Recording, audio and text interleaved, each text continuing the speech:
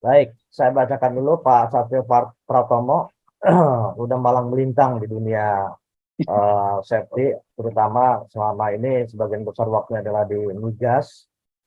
Eh, Mungkin saya nggak bacakan satu persatu ya karena memang kalau karena waktunya sempit juga. Intinya bahwa beliau adalah pakar safety di migas. Kemudian juga yang agak mengherankan dan sekaligus membanggakan, beliau ini instruktur selam. Agak lain memang, tapi menarik. Lanjut, Mas Fakih, Menyelami kehidupan, Pak. menyelami. Yang kedua ini belum hadir, ada Profesor Fatma Lestari. Kita semua mungkin sudah paham, sudah familiar sama beliau. Beliau guru besar K3 dari Universitas Indonesia. Tadi udah WA saya, kemungkinan sebentar lagi akan bergabung. Next, Mas Fakih. Ada Pak Eko Gunarto yang full senyum, selalu awet muda di sini. Nah, beliau lama di pertambangan, kemudian pernah menjabat juga sebagai apa di Kementerian SDM. Saat ini menjabat sebagai Dewan Pengawas di APKPI. Next, Mas Fakih. Oh ya, ini saya sendiri mungkin. Saya sendiri di sini juri merangkap moderator. Saya basicnya sebetulnya dari jurnalis, cuma kebetulan 11 tahun ini udah spesialisasi atau mendalami di bidang safety. Baik,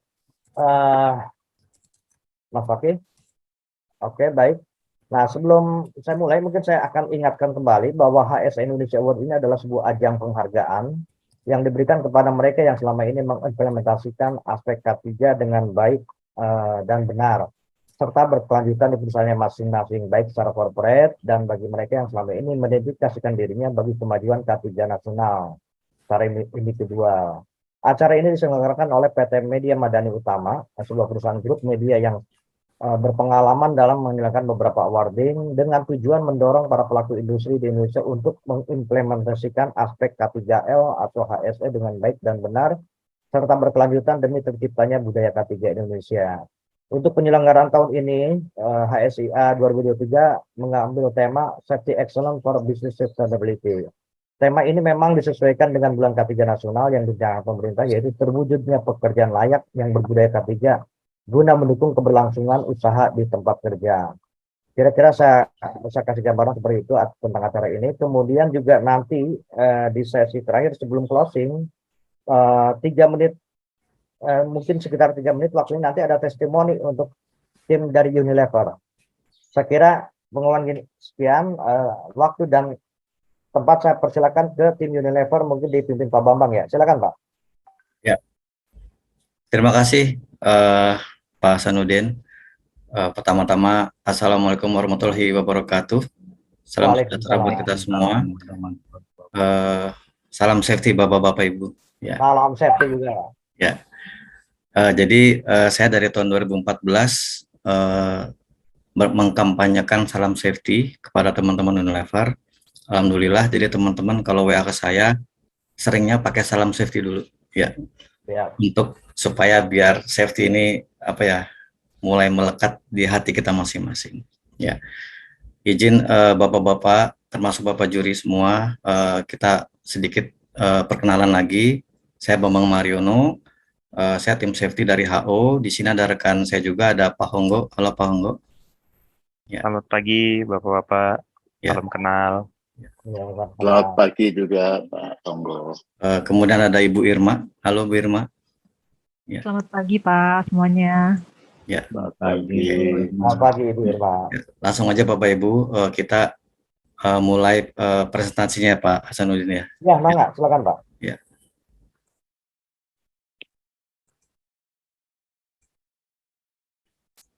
Apakah sudah kelihatan Pak?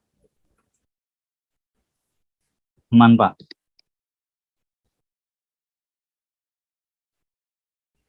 Ya.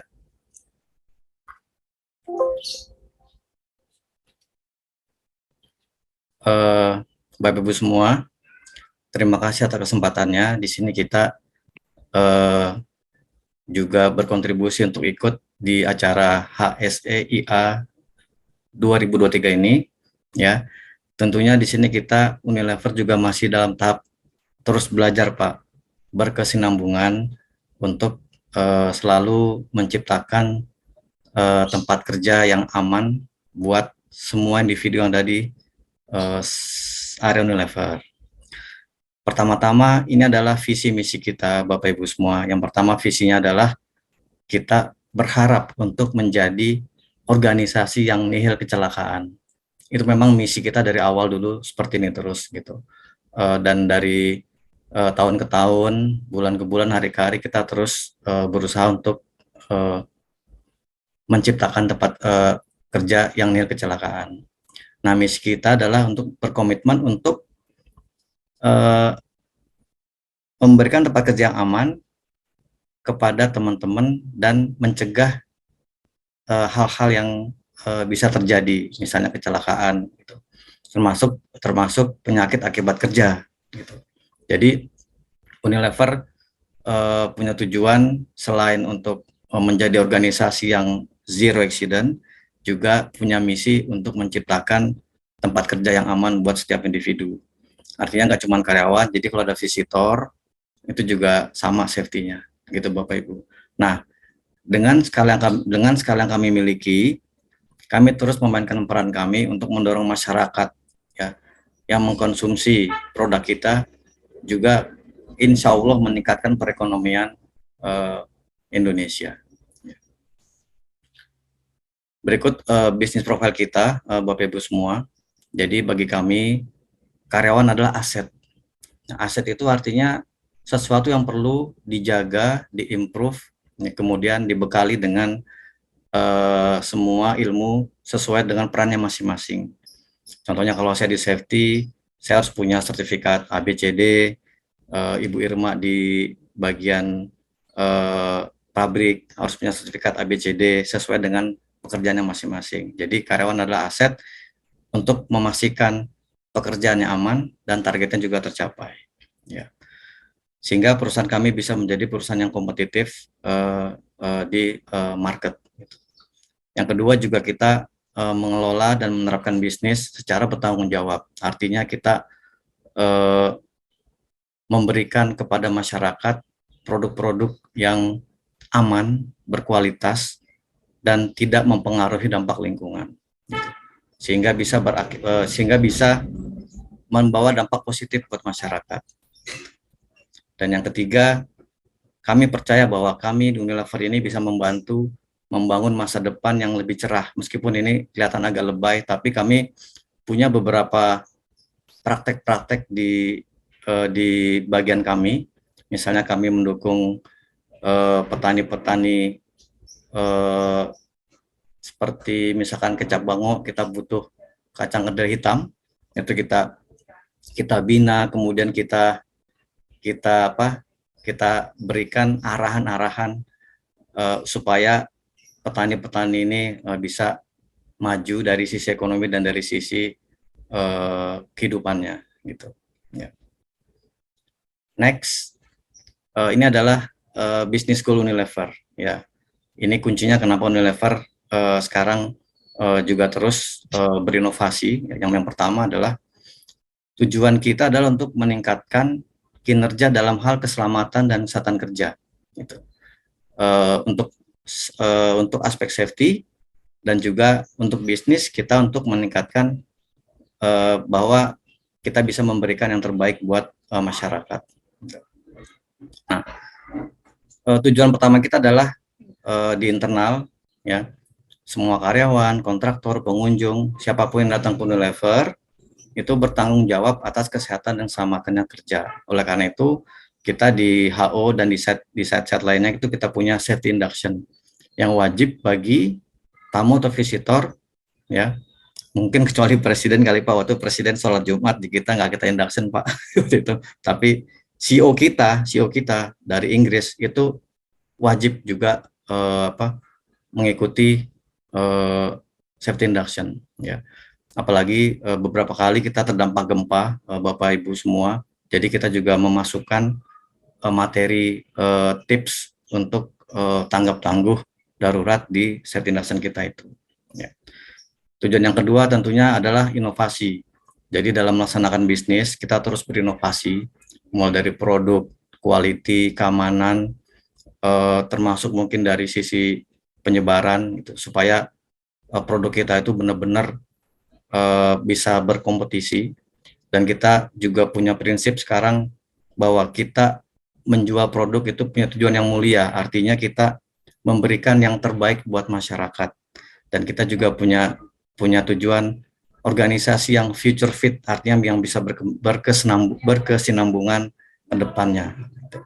Artinya organisasi yang benar-benar memang sudah didesain, yang agile, kemudian bisa bekerja secara smart di manapun. Gitu. Nah, ini ada contoh-contoh gambar. Jadi kita memang yang gambar kiri itu kita memberikan terbaik kepada masyarakat, termasuk edukasi, termasuk kita juga ada campaign-campaign ya kepada karyawan, termasuk road safety, dan juga kita campaign-campaign tentang keselamatan di tempat kerja. Berikutnya ini strategi kita ya. Tadi sudah saya sampaikan di slide sebelumnya bahwa Unilever menjalankan bisnis dengan tujuan yang mulia, purpose led. Jadi artinya gini, artinya kita memberikan terbaik kepada masyarakat Indonesia, mulai dari quality, kemudian lingkungan, kemudian juga mungkin dari harga gitu yang terbaik ya, dan juga kita melaksanakan apa yang kita sebut recycle, reuse, reduce, waste, supaya terus-menerus kita bisa memberikan yang terbaik buat masyarakat. Nah, tujuan kita ini adalah supaya masyarakat tersentuh hatinya oleh programnya Unilever ini. Gitu. Yang kedua adalah kita selalu mengimprove organisasi untuk bertahan di masa sekarang yang sudah sangat sibuk dan kompetisinya sangat tinggi ya. Jadi kita punya prinsip mampu bertahan di masa depan, future fit dengan organisasi yang simple tapi kuat dan bisa bekerja di mana saja ya. Kita juga terus melakukan inovasi di bagian digital. Kita sudah bertransformasi ya, jadi mulai dari awal, dari produksi, dari planning di pabrik, di produksi, engineering, kemudian masuk ke gudang, masuk lagi ke distributor, masuk lagi ke pasar. Itu kita sudah dari awal sampai akhir itu sudah melakukan inovasi menggunakan teknologi digital ya, supaya data lebih cepat gitu. Kemudian kita bisa analisa dan tentunya lebih efektif dan efisien ya. Berikutnya adalah kontribusi kita Bapak Ibu semua untuk masyarakat Indonesia.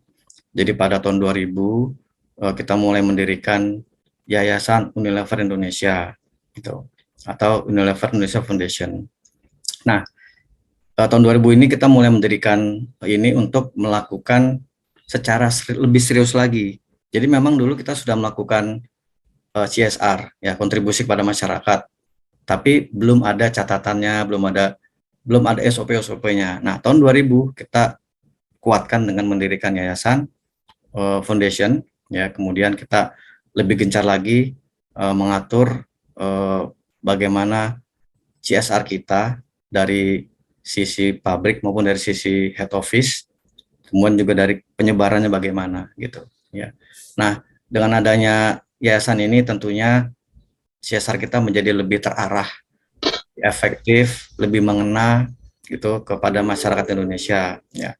Terutama Bapak Ibu pada saat pandemi kemarin kita juga mengeluarkan kita melakukan kontribusi kepada masyarakat Indonesia sampai 200 miliar total gitu. Awalnya memang 50 miliar untuk membantu masyarakat Indonesia dalam bentuk alat pelindung diri seperti masker, kemudian produk-produk kebersihan seperti hand sanitizer, dan untuk produk-produk kebersihan di rumah atau home care.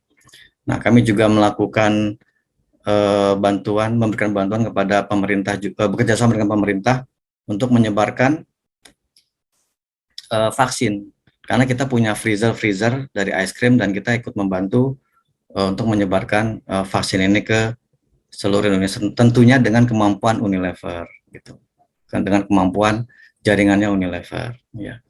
Jadi di sini kita juga ada bersih-bersih masjid sampai 100.000 masjid, memberikan produk home care seperti yang di toilet gitu. Kemudian kita juga Pepsodent memberikan edukasi kesehatan gigi masyarakat.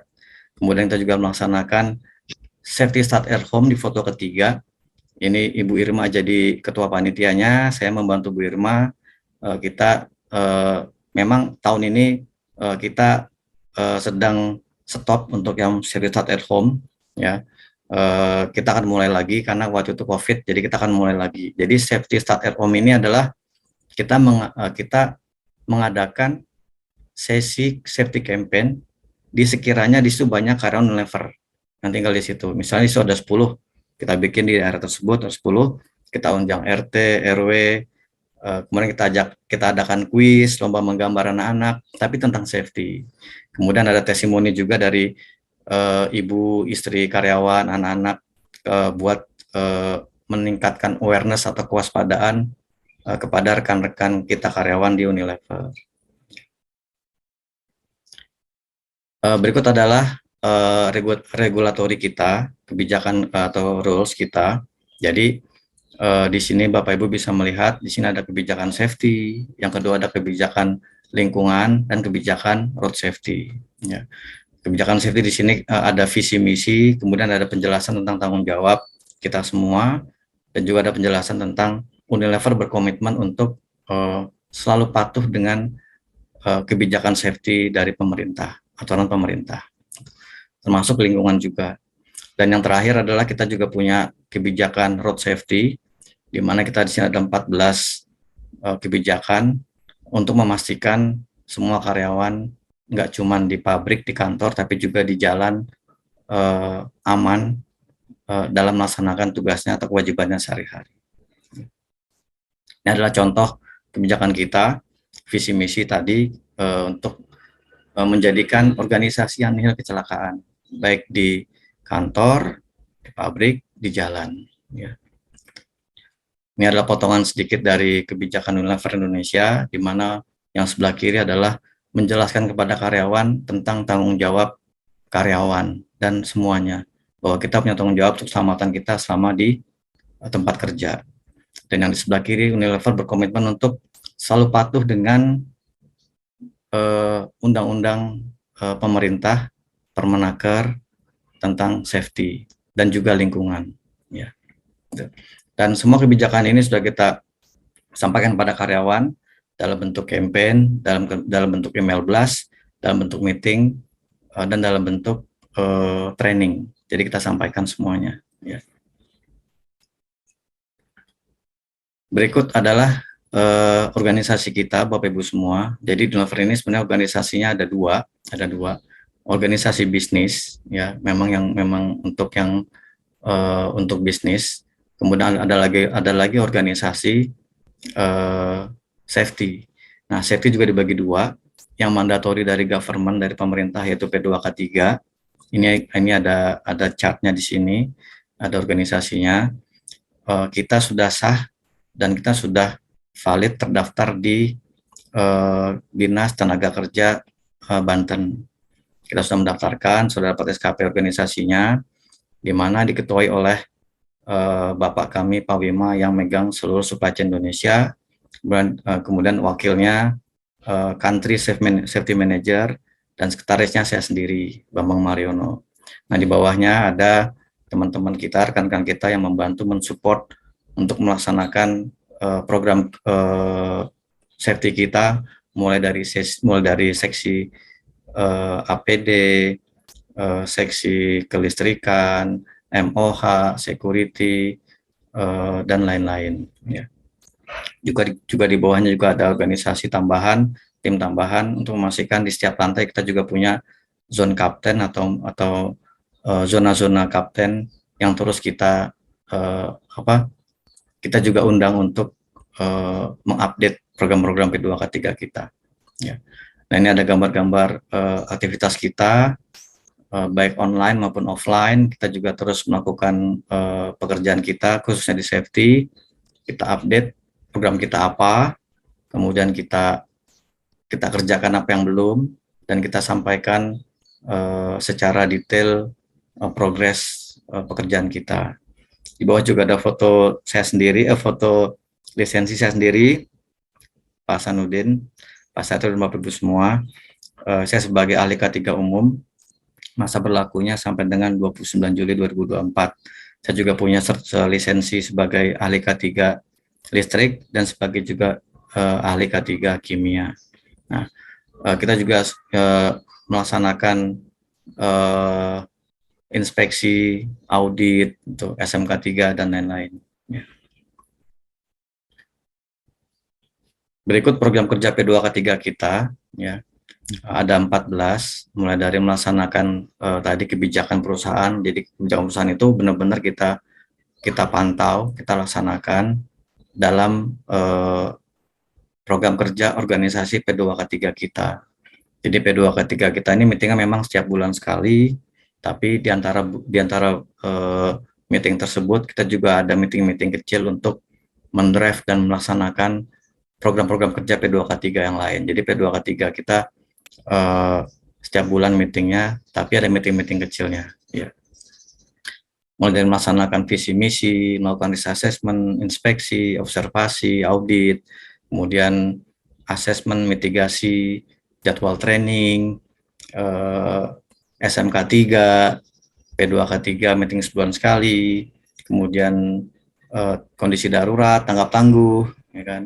Kemudian laporan wajib ke Disnaker, kemudian audit secara berkala, peninjauan ulang program, kemudian investigasi bila ada kecelakaan, dan kita berusaha untuk aktivitas ini dilaksanakan di awal-awal tahun, gitu, supaya nanti kita di akhir tahun bisa lebih memfokuskan pada pekerjaan-pekerjaan yang lain, gitu. Nah, kita juga kemarin baru melaksanakan training di area Lampung untuk karyawan dan distributor, tanggap tangguh kondisi darurat gempa dan juga kebakaran. Ya, juga program ini juga sudah kita sosialisasikan kepada seluruh karyawan, sehingga karyawan tahu, oh apa ini P2K3, apa programnya, oh seperti itu. Ya. Berikutnya adalah kita juga tentunya harus melaksanakan aktivitas yang disebut risk assessment dan training. Jadi risk assessment ini sangat penting buat Unilever. Kenapa? Karena risk assessment ini awal dari kita bisa melaksanakan pekerjaan untuk aman untuk semua individu. Gitu. Jadi kita sudah melaksanakan training, alhamdulillah hampir 600 orang, tepatnya sekitar 580-an orang sudah kita training tentang risk assessment ini. Nah, nama trainingnya adalah risk management. Ada empat bagian. Yang pertama adalah business event, karena Unilever juga ada beberapa acara di luar kantor, seperti misalkan nonton bareng Piala Dunia, kemudian Festival Jajanan Bango, kemudian ada lagi misalkan acara cuci tangan di sekolah, Lifebuoy gitu. Jadi itu juga harus kita amankan. Gitu. Kemudian yang kedua, kita juga ada bagian office safety. Office safety itu fokus kepada slip, trip, fall, kemudian bagaimana ergonomi kita, gitu, pegang handrail, itu semuanya kita sampaikan. Dan yang ketiga, bagian ketiga adalah road safety. Bagaimana drivernya, kesehatannya, matanya, tekanan darah, mobilnya, kendaraannya dicek, ya, drivernya tadi ya, selain mata, kesehatan itu ya trainingnya gimana, udah dapat belum, kemudian lisensinya harus valid, gitu. Dan yang terakhir jurninya. Dan jurninya ini kita juga harus punya asesmen kepada rute-rute yang kita gunakan sehari-hari. Dan yang terakhir kita di bagian terakhir, di satu training tadi itu, kita menyampaikan juga tanggap tangguh kondisi darurat pada seluruh karyawan, mulai dari gempa, kebakaran, tsunami, kemudian huru-hara, gunung meletus, gitu. Karena kita menyebar di seluruh Indonesia, tentunya beberapa bencana alam pasti akan berefek kepada kinerja kita di lapangan. Dan untuk memitigasi tersebut, kita lakukan training secara reguler. Nah, di bawahnya adalah gambar kita melakukan training risk assessment kepada karyawan tadi, yang 580 tadi, 579. Memang semua orang ini perlu kita kasih tahu walaupun dia nggak bikin gitu. Nanti yang bikin adalah orang-orang yang tunjuk aja yang mewakili di areanya masing-masing gitu. Tapi at least semua orang juga tahu bagaimana cara melakukan risk assessment dengan proper. Tentunya apabila orang udah tahu, jadi begitu ada aktivitas, oh ini bagian dari risk assessment gitu. Ya, dan kita juga memastikan semua tempat kita masuk dalam kategori low risk. Apabila ada yang high risk atau medium, kita langsung stop dulu, kemudian kita lakukan mitigasi supaya jadi low risk. Alhamdulillah di kantor kita sudah ada semua risk assessment dan kita berusaha terus belajar untuk menciptakan tempat kerja yang aman dan nyaman buat semua individu yang ada di sana. Berikut adalah organisasi kedua selain dari pemerintah tadi, yaitu kita sebut sebagai CISEC. CISEC itu adalah Central Sea Committee yang ada di HO dan masing-masing pabrik. Jadi kita punya, kita ada CEO dulu, Bapak Ibu, ada CEO Ibu Ira, ya CEO kita di Indonesia itu membawahi 7 organisasi yang kita sebut sebagai subcommittee. Yang pertama itu ada organisasi safety yang bergerak di bidang PRPS dan BPCSM. Ini yang ngomongin tentang rules, kebijakan, dan safety-nya kontraktor atau business partner kita. Itu yang pertama. Yang kedua ada travel safety. Ini yang ngomongin tentang keselamatan di jalan, travel safety. Yang ketiga ini ada IPR. IPR itu tanggap tangguh kondisi darurat. Kemudian ada yang keempat Planet Committee, di sini mengenai Enviro. Jadi kita sebut dengan Planet Committee. Yang kelima ada di sini kita sebut sebagai well-being, ya well-being. Ini tentang well-being kita, gitu. Jadi keseimbangan antara kerja dan pribadi, gitu, personal. Yang kelima, yang keenam adalah SBW, kita sebut sebagai Safety Beyond Workplace. Nah, di sini kita juga fokus kepada yang di luar pekerjaan. Misalkan kita bikin tips-tips, bikin buku bagaimana cara aman di rumah, buat anak-anak, buat keluarga, gitu. Termasuk tanggap tangguh kondisi darurat di rumah juga. Dan yang terakhir adalah fokus subcommittee yang fokus kepada area pabrik, mulai dari produksi, engineering, warehouse-nya, dan lain-lain. Nah, organisasi yang 7 ini memang beda dengan P2K3. Jadi P2K3 nanti ambil bagian dari risalah meeting ini, Bapak Ibu. Ambil bagian, kemudian P2K3 yang menggerakkan. Gitu. Karena supaya tidak ada tidak ada jalan sendiri-sendiri, tidak ada pemisahan. Ya. Karena P2K3 ini kan wajib dari pemerintah, namun tidak karena Unilever cukup banyak ininya sisi bisnisnya, jadi P2K3 ini jalan bareng dengan CISEC. Nanti risalah meetingnya CISEC ini kita ambil kita kerjakan di P2K3 gitu. Jadi yang CISEC ini sebenarnya P2K3 kenapa ada 2, sama-sama di-lead oleh CEO. Hanya saja kalau P2K3 langsung di-lead CEO, meetingnya nggak bisa tiap bulan. Karena CEO kita sering keluar kota, sering keluar negeri, jadi tidak bisa. Jadi cara ngakalinnya, kita bikin organisasi CISEC ini untuk memastikan semua subcommittee ini yang dipimpin oleh VP bisa bergerak, gitu, bisa bergerak. Dan cara kerjanya sudah kita improve, ya, kita improve. Jadi masing-masing komite ini dipimpin oleh masing-masing VP. VP itu adalah yang megang business unit, misalnya sales. Jadi misalnya di sini ada subcom travel safety, itu langsung dipimpin oleh Ibu Herni sebagai komandannya atau leadnya di bagian sales.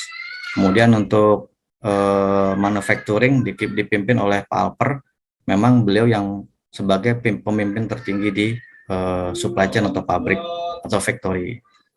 Begitu juga dengan yang lainnya sama. Nah, karena dipimpin oleh masing-masing, karena di draft oleh pemimpin tertinggi, jadi hasil risalah meeting ini langsung kita ambil, kita bawa di beberapa meeting P2K3 gitu. Bapak Ibu semua, contoh di bawah adalah contoh dari minutes meetingnya, secara reguler kita pantau. Jadi kita pantau setiap bulan, tiap 2 bulan, tiap 3 bulan langsung ke top manajemen, supaya kita bisa langsung kontak ke top manajemen untuk meminta arahan atau minta support budget gitu kan, untuk arahan juga ini bagaimana cara menyelesaikannya seperti itu. Jadi dari top down-nya itu kita memang alhamdulillah jalan sampai ini Bapak Ibu, benar-benar jalan. Jadi kita berusaha semaksimal mungkin belajar terus-menerus untuk bagaimana supaya setiap aktivitas kita ini berjalan dengan aman. Ya. Terus masing-masing pilar tadi juga punya target. Jadi kalau ada yang tidak datang anggotanya nanti ditegur, kenapa nggak datang? Meskipun alasannya valid, saya ada meeting dengan VP yang lain gitu. Jadi ini sebenarnya bisa cross juga nih, dari tim ini bisa ke VP yang lain, ada kerjaan. Tapi tetap kita hitung persentase kehadirannya gitu, dan dipertanggungjawabkan. Berikut adalah bagian transformasi digital Unilever. Jadi alhamdulillah tahun 2021 Unilever Indonesia menang sebagai juara 1 se-Unilever Global di bidang building culture menggunakan transformasi digital. Ya, artinya begini. Di Unilever itu ada bagian sales. Nah, bagian sales itu menggunakan mobil untuk bekerja sehari-hari. Nah, mobilnya ini karena Unilever tadi punya visi misi menjadi organisasi yang nihil kecelakaan, bagaimana caranya supaya teman-teman yang menggunakan mobil ini juga mematuhi aturan pemerintah dan aturan Unilever juga gitu. Jadi caranya adalah kita bikin SOP, ambil juga dari global panduan-panduannya, kemudian kita pasang black box, dalam bahasa lain itu adalah sebenarnya GPS di masing-masing mobil. Cuman GPS-nya ini bukan standar GPS yang biasa, kita ambil standar GPS yang bisa mengambil data perilaku driver atau pengemudi di mobil tersebut. Gitu. Mulai dari nggak cuman posisi, jadi mulai dari speeding akan ketahuan, kemudian ngerem mendadak juga akan ketahuan, kemudian kita minta pasang alarm setiap 2 jam istirahat, dan kalau ada nggak istirahat kita catat siapa saja, nanti dilaporkan. Kemudian night driving, jadi Unilever punya kebijakan tidak nyetir setelah jam 7 malam untuk bisnis, tapi kalau untuk pribadi boleh. Nah, jam malamnya ini hanya untuk luar kota saja Bapak Ibu, tapi kalau misalkan dia masih bisnis di dalam kota itu nggak apa-apa, kan dalam kota itu cukup terang. Yang khawatir itu adalah kalau di luar kota, dari A ke B, Jakarta Surabaya, tapi di tengah-tengah dia masih ngejar sampai Surabaya, itu yang dilarang jam 19 malam gitu. Jadi dia harus nginep dulu. Nah, dari 4 KPI tersebut kita masukkan dalam suatu konsep, kemudian kita bikin programnya, kita sebut sebagai nama programnya building culture, ya, building culture, dan ini kita laporkan setiap minggu laporannya, kemudian setiap bulan, dan di meeting setiap 2 bulan atau 3 bulanan ke top management.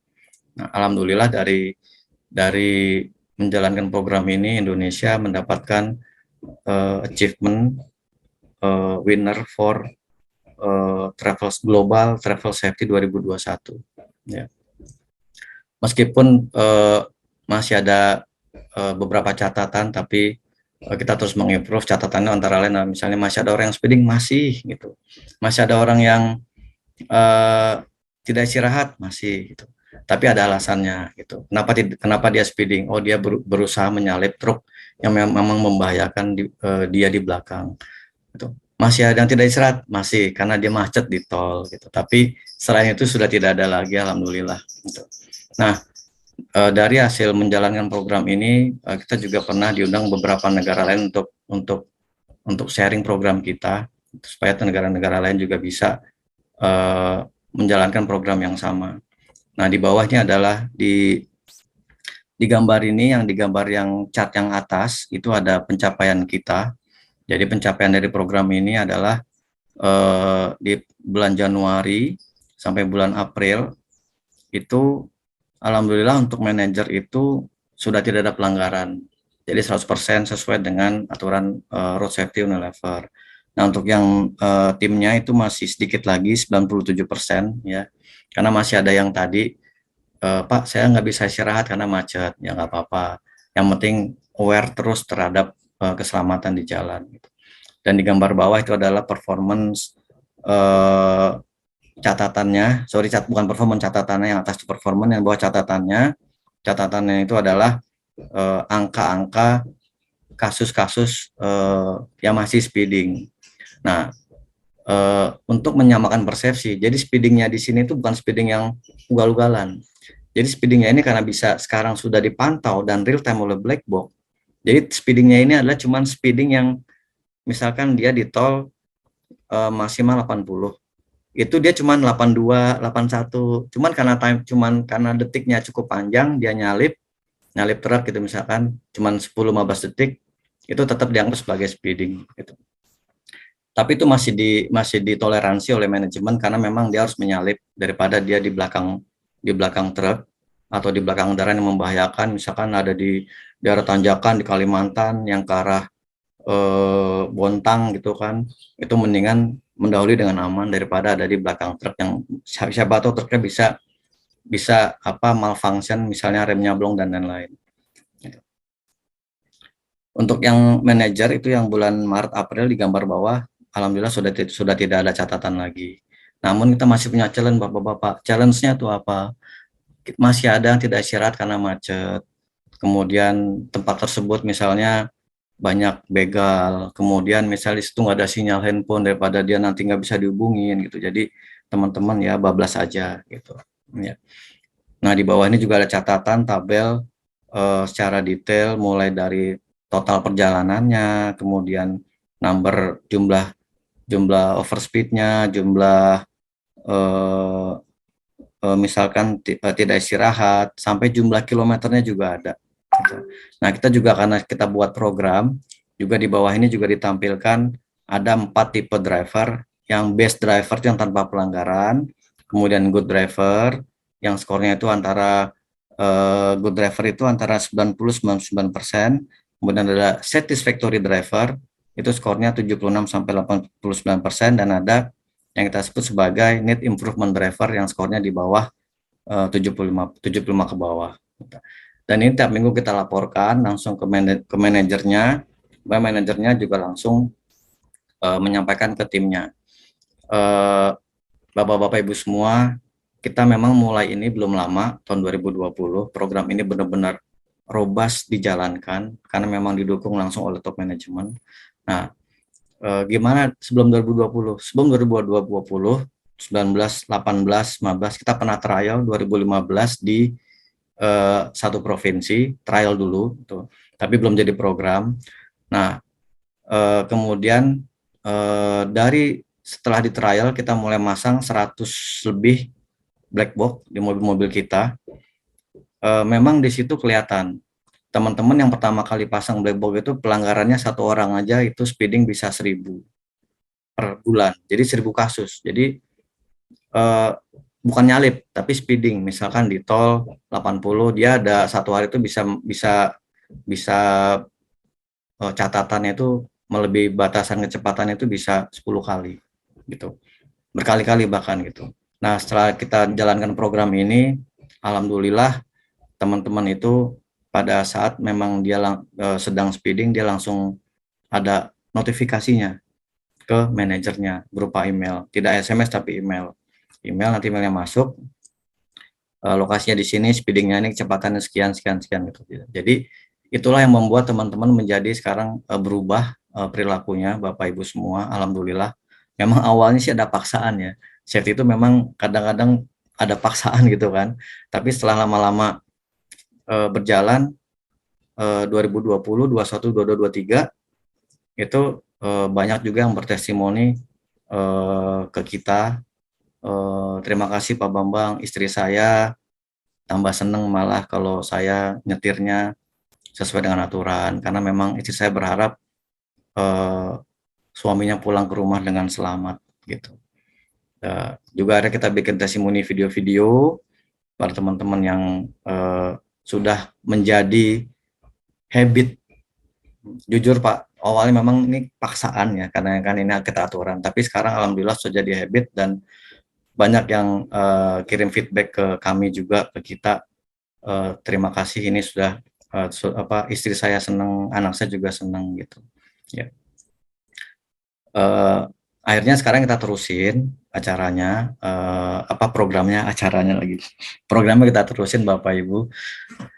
Kita membuat kompetisi, jadi kita bikin reward recognition tiap 6 bulan. Jadi di bulan Juli itu kita bikin reward recognition dari Januari sampai Juni. Di bulan Januari kita bikin recognition dari Januari sampai Desember. Nah, jadi yang menang ini bukan individu Bapak-bapak, tapi yang menang ini adalah manajernya, sehingga nanti yang dapat hadiah juga banyak gitu. Karena kalau menang individu dulu tetap kita bikin reward itu yang menang individu. Terus manajemen bilang, Pak Bambang kita harus ubah. Yang menang adalah manajernya, yang dapat itu semuanya, manajer dan anak buahnya. Dan setelah dibikin seperti itu, lebih semangat lagi gitu. Jadi organisasinya ya? Ya, jadi yang menang itu adalah manajernya. Jadi kalau yang menang ada 10 manajer, yang dapat hadiah jadi banyak, gitu. Jadi banyak. Ya. Ya, sebelumnya 2019 itu kita yang pilih 10 orang se-Indonesia gitu kan. Tapi kok kayaknya ini kurang adil gitu. Akhirnya kita tentukan, kita ganti yang menang tuh manajernya. Jadi manajernya juga harus nunjukin, makanya manajernya di sini angkanya di Maret April ini sudah 0 semua. Karena dia juga harus nunjukin kepada timnya, ayo kita bisa menang, ayo kita bisa menang. Gitu. Ya, itu untuk yang program. Memang salah satu yang kita banggakan Bapak-bapak. Nah, ini adalah mengenai nomor 2, mengenai training. Jadi training itu khusus yang sudah punya email, misalkan saya, Ibu Irma dan Pak Honggo itu sudah ada paket meetingnya untuk masing-masing individu. Jadi kita tinggal masuk saja ke portal kita, nanti kita tinggal klik, semua training udah ada di situ. Disesuaikan dengan posisi masing-masing. Jadi kalau posisinya manajer, safety-nya seperti ini. Posisinya asisten manajer seperti ini. Posisinya supervisor, safety-nya ini. Semuanya sudah ada. Bagaimana yang nggak punya email? Kita training secara offline. Ya, termasuk training sertifikasi yang mandatori, yang legal dari pemerintah. Misalkan CEO forklift, ahli petugas K3 listrik, petugas P3K gitu. Nah, jadi kita juga bisa memantau trainingnya secara cepat, efektif gitu, dan kita juga bisa ngingetin orangnya, Bapak Ibu yang ini belum gitu ya. Nah, jadi digital ini ternyata memang sangat efektif dan efisien dan sangat membantu kita dalam melaksanakan pekerjaan kita khususnya di training ini ya. Yang ketiga, reporting. Nah, izin Bapak Ibu, reportingnya kita tutup ya. Meskipun kemarin saya pede karena angka kita di tahun 2023 ini alhamdulillah 0 accident sampai bulan April ini, dan Mei ini juga tidak ada kecelakaan. Cuman karena ini sensitif jadi kita tutup aja dulu ya Pak, karena ada angka. Pak Bambang. Ya. Boleh izin. Ya Pak Satrio. Kalau HSE itu sebetulnya angka terakhir kecelakaan itu justifikasi yang lemah untuk bisa menjudge perusahaan itu jelek. Tapi bagaimana prosesnya? Kalau Anda bisa menunjukkan bahwa proses selama 3 tahun itu progresnya baik, jadi lebih ke arah proses oriented, itu akan lebih baik. Itu aja, makasih Pak. Baik Pak Satrio, izin balik ke yang ini dulu Pak. Ya. Dari sini kita berhasil, alhamdulillah kita berhasil. Cuman tidak ada di slide ini, kita berhasil mempertahankan zero accident dari 2018 sampai 2000 sampai sekarang, Pak. Ya, ya. Nah, karena reporting, oke. Ya. Ya itu kan tip gunung esnya itu kan bisa Betul, Pak. zero itu karena effort yang di bawah laut itu kan banyak. Betul, Pak. Benar Siap. nggak? Nah, ketika effort bisa ditunjukkan effort di bawah lautnya itu, misalnya participation level, semua karyawan berpartisipasi, melaporkan near miss, melakukan observasi secara proaktif, otomatis itu kan nilainya bagus. Siap. Jadi itu yang menghasilkan zero accident ya. Gitu. Siap, siap. Terima kasih Pak Satrio. Jadi ini betul Pak. Jadi ini adalah reporting yang saya isi langsung. Tapi kita juga punya reporting berbasis digital yang semua orang bisa masuk. Nanti semua orang masuk melalui SBO. SBO itu adalah Safety Behavior Observation, kemudian inspeksi. Jadi kita sudah punya satu platform khusus di mana semua orang siapapun bisa masuk, Pak. Ya. Tapi ini hanya laporan pribadi Pak Satrio. Ini laporan saya ke global. Alhamdulillah 0 Pak, 0 Pak. Cuma izin saya tutup. Tapi partisipasinya itu Pak, partisipasinya Pak, siap. Berapa banyak sih partisipasinya? Kemudian observasi mereka itu langsung close ketika mereka melakukan observasi atau masih outstanding? Nah, itu. Baik Pak. Pas di yang nomor 4 ini Pak, ini adalah portal kita seglobal. Di mana kita bisa masuk ke sini mulai dari inspeksi, SPO, training, audit, kemudian investigasi kecelakaan, sampai kepada management of change, sampai kepada laporan kecelakaan, sampai kita di sini bisa punya ambil data piramidnya secara otomatis, Pak Satrio. Jadi di sini ada ribuan, bahkan puluhan ribu Pak Satrio. Cuma saya tutup ya Pak, kemarin soalnya nggak usah saya tutup harusnya. Iya. Nggak apa-apa, itu bukan jelek. Ini ada ribuan SBO. SBO itu adalah safety contact, Pak. Safety contact, kemudian audit, ya audit itu ada ratusan, Pak. Kemudian ada kecelakaan juga di sini. Cuman memang saya tutup. Nah, angka kecelakaan. Jadi di sini semuanya masuk, Pak. Mulai dari kalau kita sebut di Unilever itu namanya tadi yang bagian bawah Gunung Es kita sebut namanya kan sebagai leading indicator ya, Pak Satrio ya. Jadi leading indicator kita di sini harus kuat supaya kita bisa mempertahankan angka zero accident-nya ke atas. Kalau leading indicator-nya kita aktivitasnya nggak kuat, bagaimana kita bisa mempertahankan angka kecelakaan di atas itu menjadi zero. Nah, sayangnya nih kemarin saya tutup Pak, saya kemarin izin juga ke manajemen, mungkin kalau nanti bisa dilihat angkanya memang ribuan Pak, banyak sekali Pak, dari SBO-nya, meeting-meetingnya gitu. Dan di sini juga Bapak bisa lihat di sebelah kiri ini Pak, ini sudah ada grafik-grafiknya yang nggak saya tutup. Itu seperti hasil dari ini Pak, investigasi kecelakaan. Kita bisa lihat Pak, misalkan ada pelanggaran SOP, misalkan kebanyakan sih dari pelanggaran SOP ya yang ada di sini gitu Pak. Dan itu kita improve supaya teman-teman, ayo training dong. Lu jangan gini, Bapak jangan kayak gini. Ini ada SOP-nya dibaca lagi. Dan kita juga nggak cuma itu Pak. Di sini ditanya Pak, gimana konsekuensi manajemennya? Apa yang diberikan? Apakah warning letter? Apakah written letter? Gitu, dan lain-lain. Ya. Warning apa? Warning atau written seperti itu. Hanya saja atau pujian ya. 2 menit lagi Pak Bambang. Iya Pak. Pas Pak dikit lagi Pak. Ya siap. Ya. Yang nomor 5 kita juga punya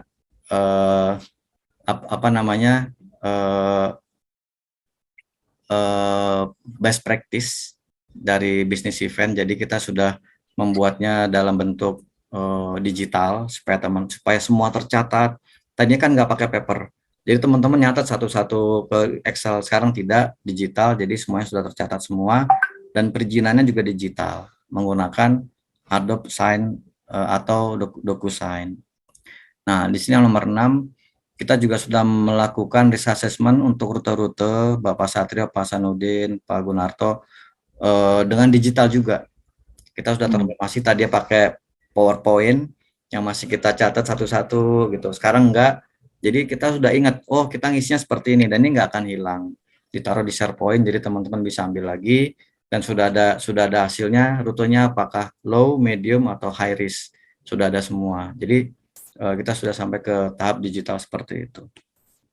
Berikutnya untuk safety induction juga digital, Pak Satrio, semua karyawan lagi, semua karyawan baru maksudnya, dan semua tamu visitor itu wajib. Jadi kalau belum masuk ke sini, mohon maaf, security-nya jaga. Nanti security sambil niatin di sampingnya ini sudah induction, nanti masuk ke catatannya, ke form, nanti di bawah ini ada tabelnya, oh dia sudah masuk gitu, dan ada skornya, yang 190 gitu. Nah, kenapa kita pakai skor? Supaya teman-teman itu minimal masuk di kepala, oh gempa tadi nih, oh gue belajar masuk ke apa begini, terus masuk ke kolong meja atau cari tempat yang aman. Jadi ada soal-soalnya 20 soal Bapak-bapak, supaya induction itu nggak cuma lewat, jadi ada soalnya juga gitu. Walaupun cuma 20 soal. Kemudian nomor 8 ini adalah digital dari pemerintah, dari Banten, Provinsi Banten. Jadi kita laporannya sekarang saya langsung ke online, Pak Satrio, online, Bapak-bapak, jadi sudah masuk, dan terakhir ini sudah masuk yang kuartal 1 2023, laporan P2K3-nya secara digital juga. Ini adalah pencapaian kita sudah sertifikasi SMK 3, Bapak Ibu, 2019, kemudian resertifikasi lagi 2022, ISO 2023, Green Ship Gedung Baru 2020, kemudian kita dapat penghargaan P2K3 dengan predikat platinum, Pak Satrio dan Bapak-bapak dari Gubernur Banten. Ya. Kemudian ini adalah prestasi dan kontribusi kita. Salah satu yang kita banggakan adalah tadi kita dapat predikat platinum untuk P2K3 dari Gubernur Banten. Yang kedua kita dapat piagam penghargaan perusahaan terbaik untuk pelaksanaan COVID PPKM. Kemudian kita juga juara 1 2021 di travel safety, dan kita juga alhamdulillah bisa berkontribusi buat masyarakat untuk menyumbang produk dan lain-lain selama COVID. Ya. Terima kasih Bapak Ibu. Assalamualaikum warahmatullahi wabarakatuh. Ya. Waalaikumsalam. Luar biasa. Wabarakatuh. Materi presentasinya sebetulnya saya ada beberapa catatan, cuma saya mendahulukan para senior dulu. Saya mulai dari Pak Eko, mungkin silakan Pak Eko. Ya, terima kasih Pak Kembang presentasi yang runtun dan detail. Ya, cukup sedikit ya, tapi ada beberapa hal. Kalau kerja itu kan ada job desk ya Pak Kembang ya. Yap. Ya, saya pengen job desk-nya di level manajer apa atau bawahnya apa, mungkin kalau bisa ya. Lebih kepada ke eviden nih Pak Bang. Tadi siap, Bang sampaikan semua bahwa semua punya tanggung jawab ABCD di job desk-nya ada itu. Begitu job desk-nya ada ya sudah. Berarti oke. Pak, ya saya boleh tampilkan Pak. Ya. Boleh Pak. Jadi job desk ini kita benar-benar Pak. Jadi kita harus mendesain job desk ini dari awal. Kita masukkan aspek K3 gitu ya Pak. Nah ini saya ambil job desk-nya dulu. Tanggung jawab K3 ya? Iya, kita masukin aspek K3 ya Pak. Kita masukin aspek semua K3-nya. posisi. Betul. Dari manajer. Ini contoh ya Pak. Walaupun saya nggak punya semua, tapi kita ini Pak, kita siapkan. Izin Pak, ini saya ambil dulu.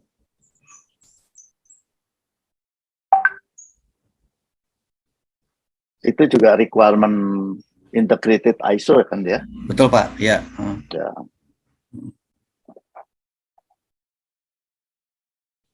Mungkin sambil saya nunggu, mungkin Ibu Irma bisa bantu cari, karena Ibu Irma juga pegang juga Pak. Ini saya lagi cari juga. Ya, oke. Iya. Mungkin ada lagi Pak yang mau nanya Pak, monggo Pak. Ini sambil saya cari, nggak apa-apa. Saya mau nanya nih, Pak Eko pasti ya. Sorry. Masih Pak Eko, silakan Pak Eko. Monggo, silakan. Satu tiga nih Pak Satrio, mohon izin Pak Satrio. Pak Satrio lebih senior dari saya loh Pak sebetulnya. Iya. Ya, terutama kalau dari rambut saya kan kalah semua, Pak. Berarti saya sudah meninggalkan dunia hitam memang, Pak. Ya. Silakan Pak. Ini Ibu Irma akan menampilkan job desk-nya, Pak. Ya. Oh, udah siap Bu Irma. Ya.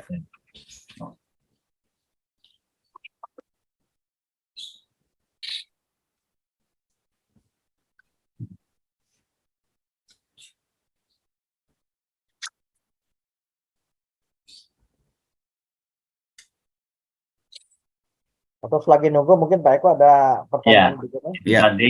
Tadi kan menyinggung P2K3. Ya. Yang P2K3 udah jelas diminta oleh regulasi. Ya. Ada yang luar biasa tadi CISEK kan gitu ya Pak Ya. Bambang ya. Nah, Ya. risalah dari CISEK itu yang dikerjakan oleh P2K3. Ya. Mungkin bisa ditampilkan jadwal pertemuan CISEK, jadwal pertemuannya P2K3 kan kalau kita bicara tanggung jawab pribadi masing-masing jabatan walaupun tertinggi banyak keluar negeri nanti kan, tetapi ini tanggung jawab pribadi secara jadwal P2K3-nya kan juga ada. Nah, mungkin jadwalnya yang pertama Pak. Terus kehadiran Ketua P2K3 di dalam pertemuan P2K3 ini bagaimana? Ini kaitannya accountability nih Pak Bambang, karena semuanya bagus kan gitu loh. Karena yang dinilai personalnya dan jabatannya ini. Kira-kira gitu Pak Bambang. Ya. Yang ketiga, saya 3 aja. Masing-masing bagian atau unit kerja punya nggak sih critical risk yang menjadi fokus pada masing-masing unit kerja? Oke Pak, ya. Karena memang tadi udah nol semua kan, kita pengen belajar juga sih. Setuju Pak. Mana sih Kak, apakah critical risk-nya itu juga? Ya. Baik Pak, izin yang pertama ini yang job desk sudah saya temuin Pak. Tadi karena mungkin laptopnya grogi sama Bapak ini. Saya share screen dulu ya Pak. Siap. Dulu ya. Semoga sudah terlihat Pak. Ya. Siap. Ya. Sudah terlihat ya Pak? Ya, saya perlu kacamata lebih besar lagi Mas. Ya. Ya. Ini job desk untuk country C manager. Ya. Country C manager. Jadi yang sekarang masih menjabat sebagai wakil P2K3 gitu.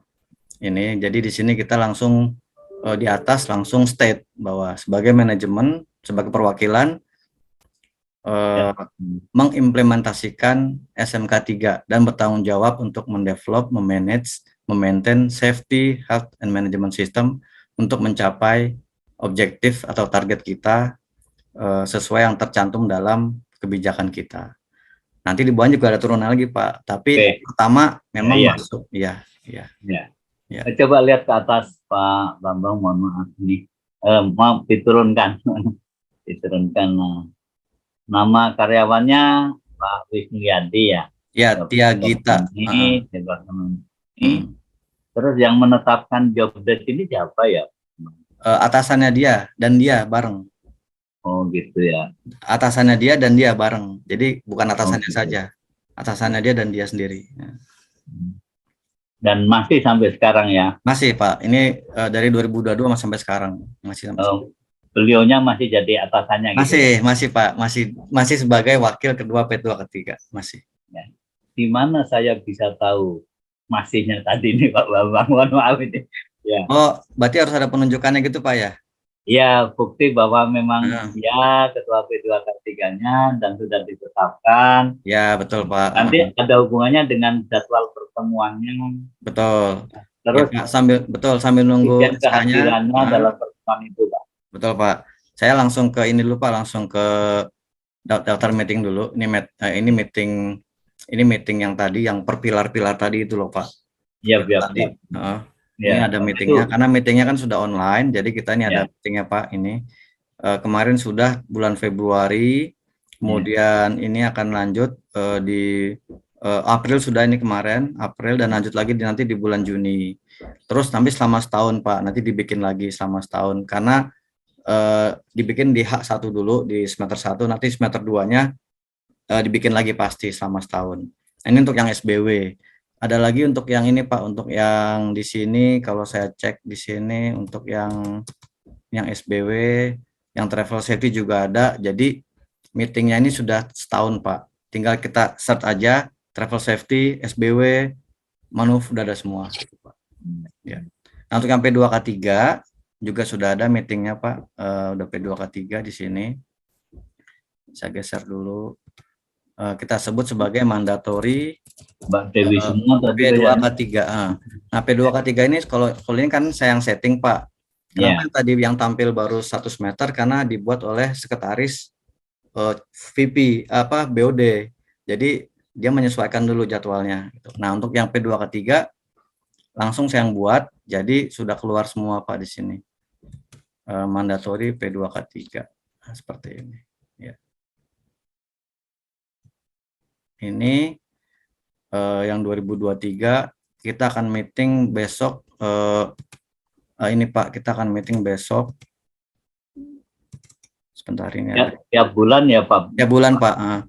Yang paling terdekat adalah nih Pak, minggu depan di sini, minggu depan paling terdekat ini Pak. Ini Pak, tanggal mandatory meeting P2K3 tanggal 6 Juni. Ya, 6 Juni. Nah, laporannya aktivitas kita kalau kita lihat di sini ini meeting-meetingnya P2K3 di sini Pak. Kita lihat.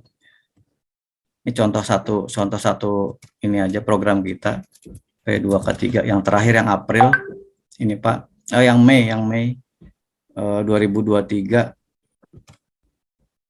Ini yang April dulu. Yang April dulu. Di sini juga risalah meetingnya juga kita masukin, dan di sini kita bisa update pekerjaan kita Pak. Jadi ini kita update gitu. Ini yang masih in progress, masih yang sudah done, sudah selesai. Ini per bulan kita update. Nah, ini yang Pak Satrio tadi nih Pak. Di sini angkanya tidak kita tutup. Ini yang kita buka Pak. Jadi yang tadi Oke, good. Kita masukin di sini, semua anggota tahu kita pencapaiannya 0 gitu. Gitu. Ini meeting P2K3 yang April Pak. April ini kita mulai dengan dari dokter ngomong dulu ya. Kita juga nanti akan ada kerjasama dengan Yayasan Jantung Indonesia Pak Gunarto. Ya. Ya, untuk CPR dan lain-lain ya. Untuk yang tadi job desk udah, ini sudah, SKP Bu Irma nanti ya, SKP penunjukan Bu Gita ya. Bu Irma tolong dilihatin. Untuk yang kritikal itu Pak, kita memang terus masih ada Pak ya. Misalnya kalau kita bekerja di daerah-daerah yang high risk, misalnya dari tahun ke tahun itu ada history Pak Gunarto ya. Misalnya dari tahun-tahun ada history, misalnya hand in machine nih. Nah, hand in machine ini adalah misalkan ada kejadian 2 tahun lalu kecelakaannya apa. Nah, itu kita masukin sebagai tempat yang beresiko atau kritikal. Nah, di situ kita sudah masuk P2K3-nya ada di pabrik, tapi tidak ada di sini Pak. Cuman saya tahu diinformasikan bahwa di situ tetap ada kritikal. Kita langsung mereview SOP-nya Pak, sampai kita melakukan punishment and reward, khususnya punishment sih Pak, punishment. Jadi kalau memang itu hasil investigasinya ada unsafe act dari yang bersangkutan, kita langsung punish. Nah, kita untuk punishment ini juga bagus Pak. Jadi waktu itu ada tahun 2010 teman kita nyetir. Jadi kritikal bukan cuman di mesin Pak, tapi di nyetir nih. Nyetir sebenarnya paling kritikal sebenarnya menurut saya, menurut Unilever. Karena kalau nyetir itu kan faktornya banyak Pak ya. Di samping faktor pribadi juga faktor dari luar. Nah, 2010 ada kecelakaan, kita investigasi, oh dia melanggar, langsung di PHK Pak. Karena kecelakaannya itu sampai fatality. Mungkin kalau nggak sampai fatality masih ditoleransi, tapi karena fatality langsung di PHK. Jadi yang masih kritikal 2, road safety dan satu lagi hand in machine. yang ada historinya paling banyak itu Pak. Pak Bambang, terima kasih. Ya. Monggo Pak As, tergilir. Pak Chandra deh menunggu. Silakan. Terima kasih Pak Eko. Silakan langsung ke Pak Satrio. Ya. Mungkin Bu Irma bisa nampilin yang tadi yang SKP Pak penunjuk. Bambang, saya udah berusaha nih mau ini ya, tapi ini kayaknya ada gangguan sinyal Pak. Tadi filenya sudah saya kirim via WhatsApp ke Pak Bambang. Oh, via WhatsApp ya, oke. Ya, bisa dibantu bukakan Pak. Berarti saya stop share sebentar ya Pak. Ini saya masuk ke WhatsApp dulu. SK pengesahan P2K3, oke. Pak Gunarto, ini saya izin nampilin SK pengesahan P2K3 di mana ada nama Ibu Tia Gita di sini ya Pak.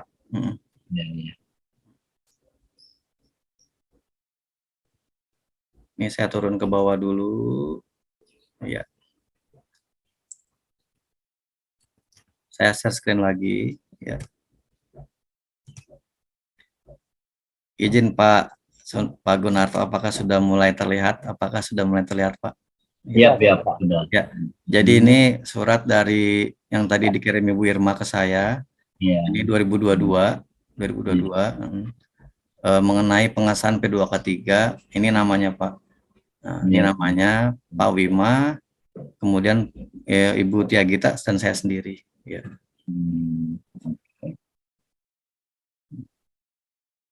Baik Pak Bambang. Ya Pak.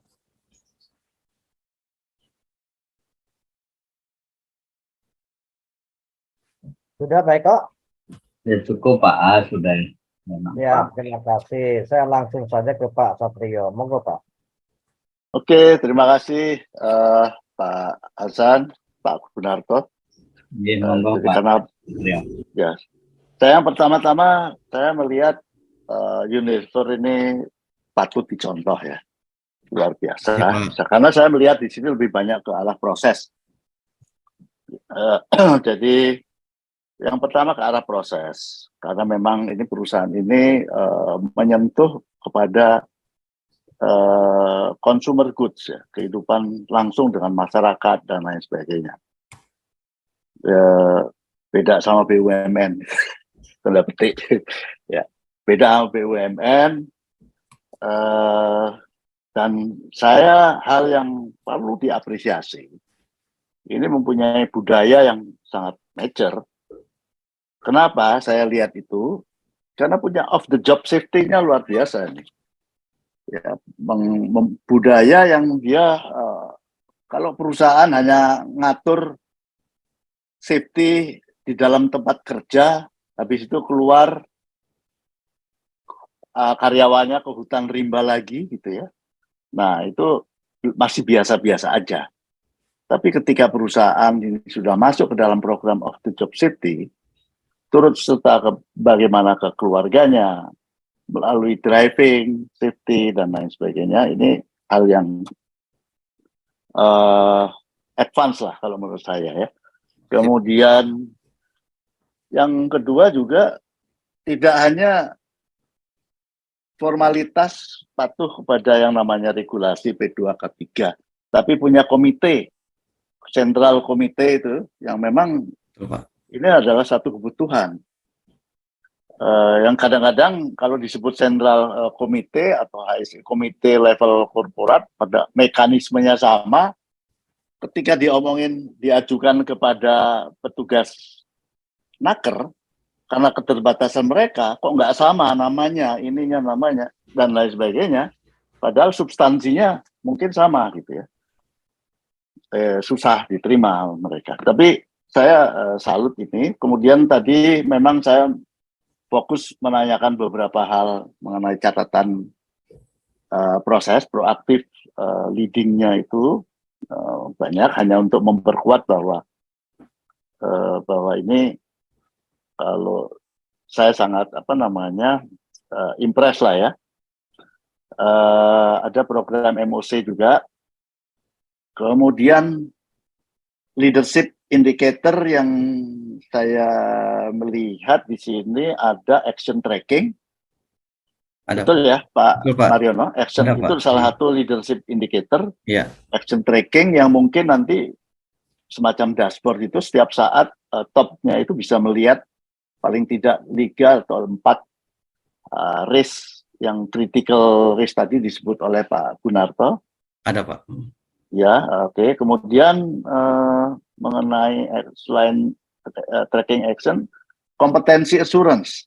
Tadi kita sudah melihat juga penggunaan digital bukan hanya menggunakan aja, tapi betul-betul itu dimaksimalkan untuk sebagai kompetensi assurance. Even termasuk induction, safety induction, dan juga bagaimana nilainya dan sebagainya. Kalau nggak salah itu digital, penggunaan digital itu kompetensi assurance digunakan juga sebagai digital passport gitu ya. Iya, Pak. Betul, Pak. Jadi Betul. setiap orang, monggo, silakan. Jadi paspornya itu 6 bulan. Begitu dia sudah expired, dia harus nonton lagi, jawab soal lagi gitu, Pak. Oke, ya, betul. Oke, excellent, bagus. Ya. Penggunaan safety passport yang digital dan mungkin ada time frame-nya dan dia harus ujian lagi, itu sangat bagus sekali. Kemudian Global Award tahun 2021. Siap. Saya kok melihat bukan hanya Global Award-nya, tapi ini adalah mempunyai proses safety, proses implementasi safety melalui road safety, di mana ini mempunyai kontribusi langsung terhadap road safety program. Secara internasional, bahkan bukan hanya di Indonesia, di seluruh dunia, kita semua driving safety itu menempati satu nilai yang cukup, angka kecelakaan yang tinggi ya. Betul, Pak. Jadi ini mempunyai kontribusi nyata dan direcognize oleh global. Kemudian saya melihat tadi ada tracking sistemnya. Nah, pertanyaannya adalah apakah semua mobil karyawan itu dipasang IVMS? Belum, Pak. Oke. Hanya manajer aja, Pak? Semua karyawan yang bekerja secara basis pasang IVMS, yang pribadi belum, tapi yang pribadi itu kita kasih training secara reguler. Oke, ya. Mbak Irma tadi angkat tangan? Enggak. Oke. Nah, saya tadi penasaran juga tadi bagaimana menilai bahwa manajer itu sudah mencapai pencapaian yang tinggi di dalam driving safety. Hanya apakah dia termasuk yang ketika pulang kantor, pergi kantor itu dilihat juga, atau hanya ketika kegiatan bisnis activity aja? Ya, Pak.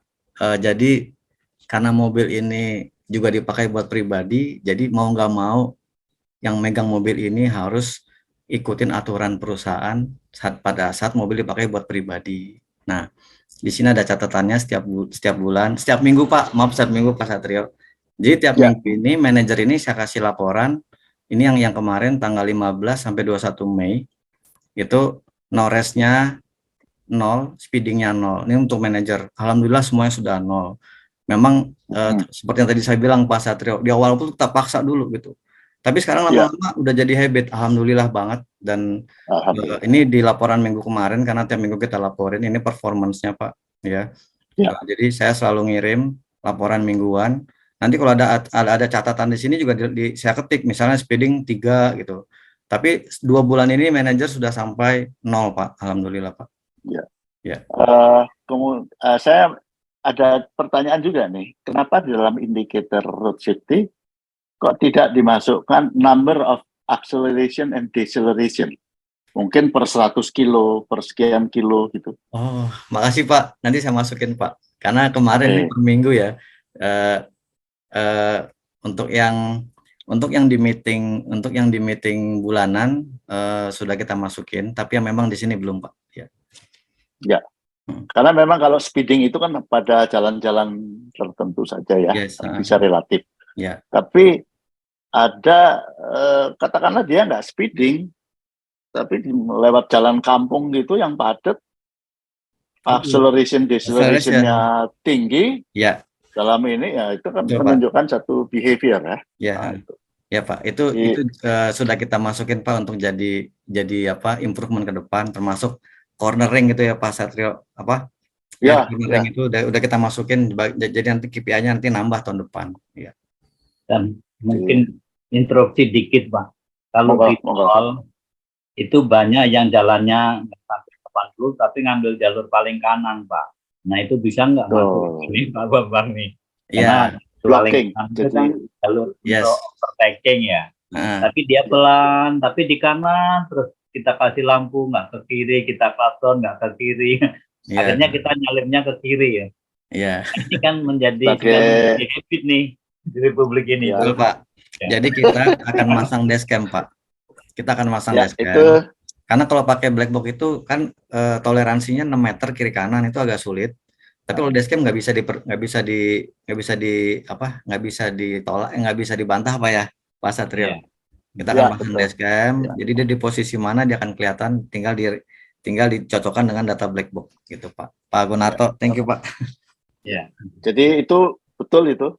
Jadi sebagai road blocker tapi nggak toleransi kepada pengguna jalan yang lain. Yang kedua, ketika di tol itu kan minimum speednya 60 km per jam. Betul. Bagaimana kalau dia jalannya 40 km per jam? Iya Pak, apabila dia 40 km per jam, itu kalau kondisi awal memang macet, itu ngikutin apa? Ngikutin macet ya. Tapi gila nggak macet, kan berarti jadi catatan. Nah, menjadi catatan itu memang kita lagi improve bagaimana kalau di tol itu kita masuk email lagi atau SMS lagi. Nah ini sedang kita kerjakan. Memang di sini timnya agak kurang waktu itu. Jadi sekarang saya minta tambah supaya bisa dikerjakan. Kalau di bawah itu masuk catatan juga tanpa kondisi macet gitu loh Pak. Ya. Terima kasih Pak. Ya, sama-sama Pak. Kemudian banyak inisiatif yang sudah bagus dari segi leadership. Ini di indikator-indikatornya semuanya ada. Kemudian program of the job safety, termasuk juga road safety yang mempunyai kontribusi bagus, bukan hanya untuk perusahaan ANSIK, tapi juga kepada kontribusinya terhadap keselamatan publik. Jadi sudah beyond regulatory. Cuman ini dalam segi pengakuan sertifikasi kok masih was sama compliance saja, tapi nggak mengikuti undang-undang ya. Misalnya Pak Bambang ini kan ahli kimia, naker, ahli kimia ini semuanya kan naker gitu ya. Artinya ada pengakuan sertifikasi, nakernya juga bukan naker sebetulnya, levelnya dirjen atau direktur gitu. Tapi ada pengakuan sertifikasi yang levelnya itu menteri atau bahkan nasional. Belum ada yang ke arah situ ya, sertifikasi. Bu Irma, halo Bu. Ada Pak. Ya. Oh ada ya, oke. Bu Irma, halo Bu. Ya. Jadi Bu Irma, halo, Bu Irma. Bu Irma masih mute. Halo ya Pak. Ya Bu Irma mungkin bisa bantu untuk showing menampilkan sertifikasi yang levelnya nasional gitu. Apakah sertifikasi kompetensi ya. Kalau selama ini training-training yang kita utamakan memang yang terkait regulasi pemerintah Pak. Gitu. Jadi mohon maaf. Ya. Training dengan pengakuan kompetensi itu sesuatu hal yang berbeda, Bu. Maksudnya pengakuan Ibu Irma, pengakuan kompetensi yang levelnya dia boleh di training apa saja, termasuk internal training, in-house training. Namun setelah melalui series of pelatihan-pelatihan secara internal itu langsung dia minta pengakuan sertifikasi sesuai dengan standar kompetensi yang ditentukan oleh menteri. Ya. Standar kompetensi yang ditentukan oleh kementerian dan negara ya, baru diverifikasi oleh BNSP. Itu maksudnya. Oh, jadi standar kompetensinya gitu ya Pak ya? Iya dah. Jadi itu nggak ada hubungannya dengan pelatihan-pelatihan wajibnya Naker dan nggak ada hubungannya sama pelatihan.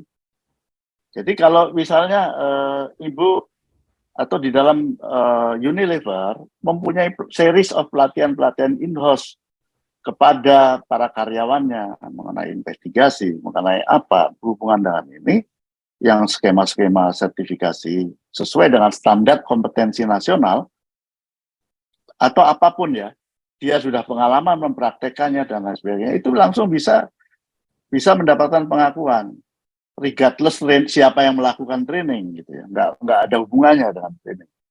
Tuh. Tapi kalau yang ini sertifikat pelatihan yang ini kan itu bukan standar kompetensi kan? Iya. Belum ada Pak. Ya. Ya, ini saya menggalakkan ini aja Ya. karena itu adalah Undang-Undang Nomor 13 ya.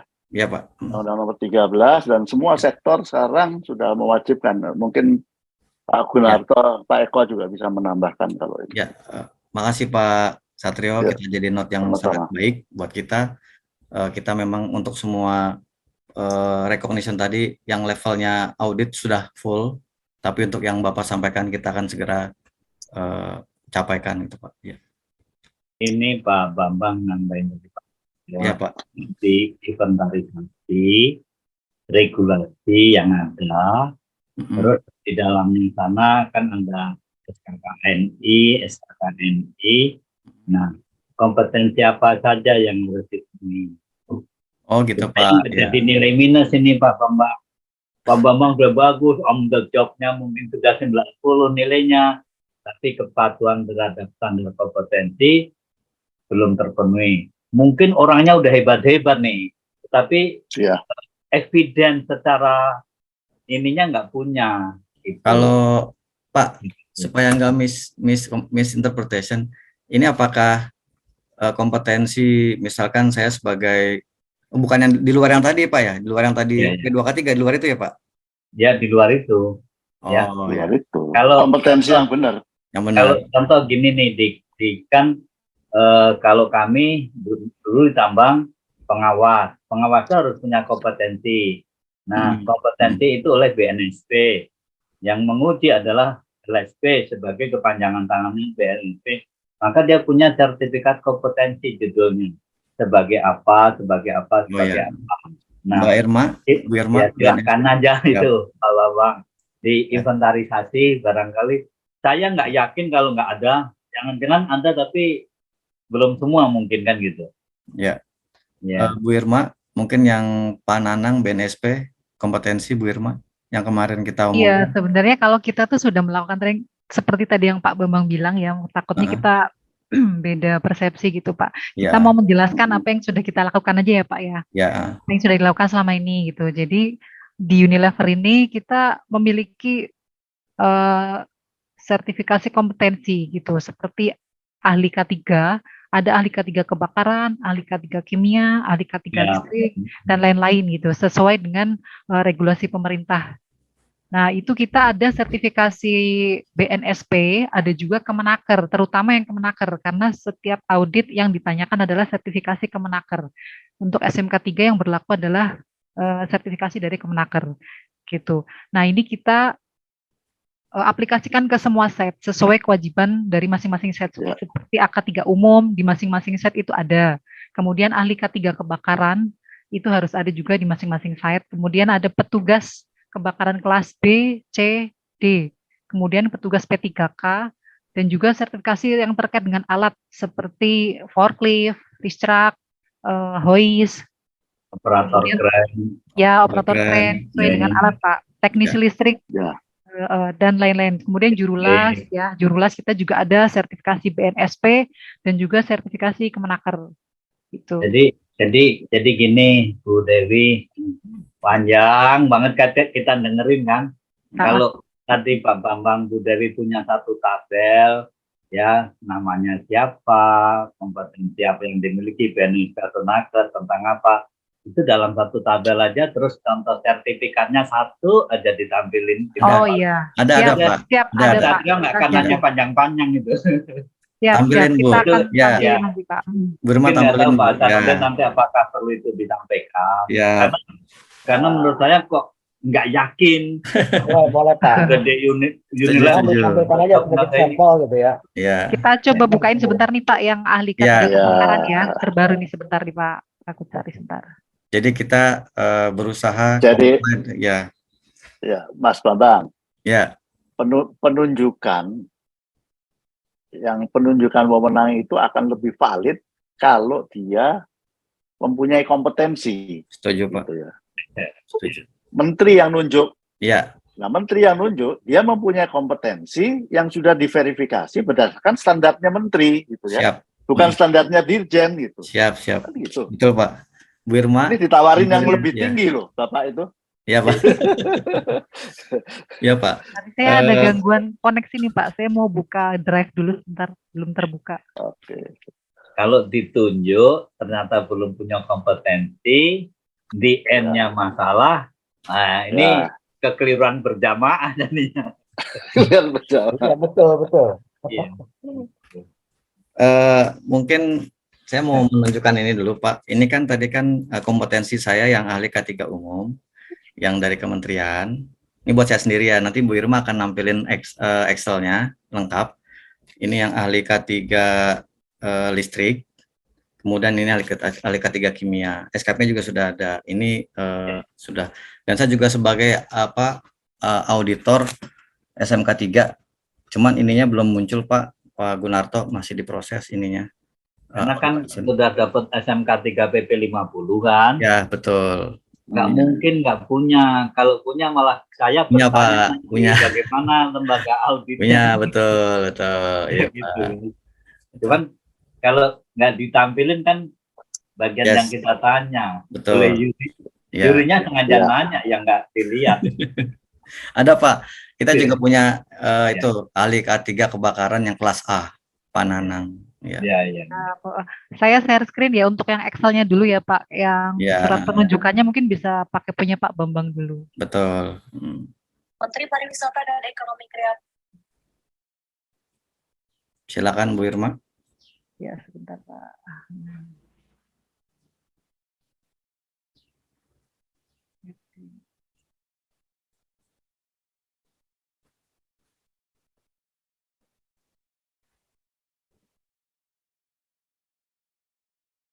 Sudah kelihatan belum Pak? Di klik share balik di bawah kanannya klik share Bu Irma. Nah, udah.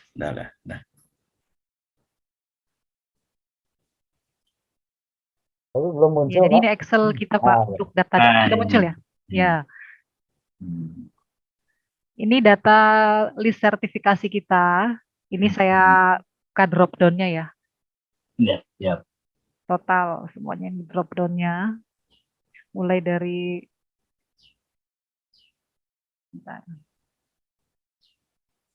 silakan Bu Irma. Ya. Lanjut. Ini masih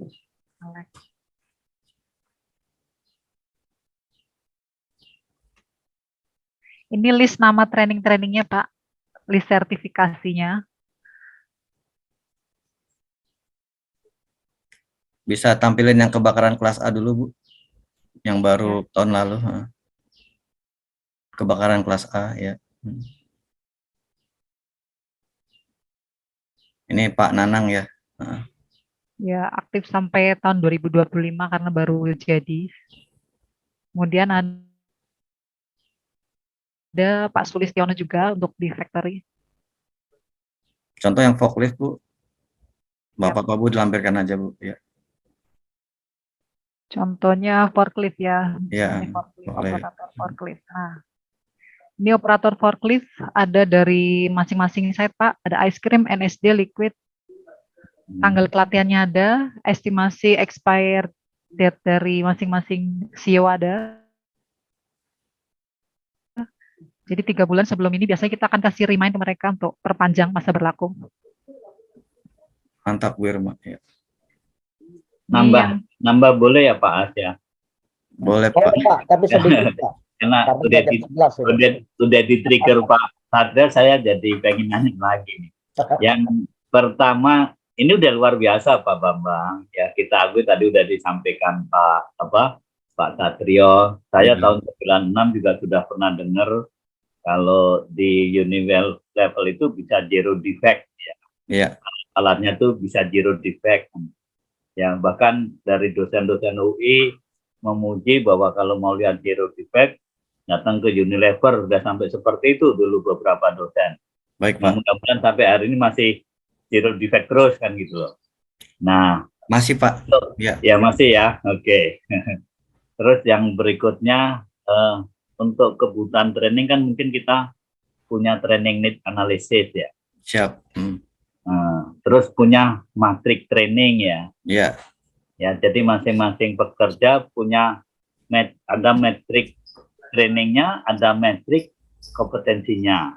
Ya. Nah, saya pengen tahu aja. Ini saya bukakan ini Pak. Ini training need analysis ini Pak yang sedang saya buka. Ya, aku bukan tanya ke sana Bu Dewi. Ini siap. saya ini ya. Sampai hari ini dengan perkembangan yang ada, dengan kondisi yang ada, dari situ ada metrik kompetensi. Masih berapa orang lagi sih yang belum memenuhi metrik kompetensi secara penuh? Yang artinya ini akan menjadi PR. Atau mungkin sudah terpenuhi semua, Pak Bambang. Maaf, ini nanyanya langsung satu tombol aja nih. Kalau sistem digitalisasinya lengkap itu langsung ketemu itu. Berapa persen karyawan yang masih belum 100% metrik kompetensinya. Itu Pak Bambang. Iya Pak. Karena ini menarik. Saya ingin belajar. Karena kebetulan saya lagi mengurusi metrik kompetensi untuk safety juga. Silakan Pak Bambang. Silakan Bu Irma ya Bu. Ya. Makasih Pak. Iya, ini adalah tabel training need analysis ya Pak, dari masing-masing site. Ada ice cream, TBB, Savory, Skin, NSD, Liquid, juga Graha. Di sebelah kiri ada judul sertifikasi yang harus dipenuhi. Nah, kemudian di masing-masing set ini ada kolom aktif, expired, dan juga gap. Gap itu menunjukkan total kebutuhan yang harus dipenuhi, kemudian dikurangi dengan jumlah sertifikasi yang sudah kita miliki. Kalau mau tahu total gap-nya, ini bisa dilihat dari masing-masing set, Pak. Di masing-masing set ini bisa dilihat untuk gap. Saya nggak mau ngelihat, saya pengen denger aja berapa besar gap-nya gitu. Ya, siap. Di sini bisa karena kita membuatnya itu memang per ini. Saya ganti kacamata. Membuatnya per site gitu, Pak. Gini. Boleh, kita bikinnya per site.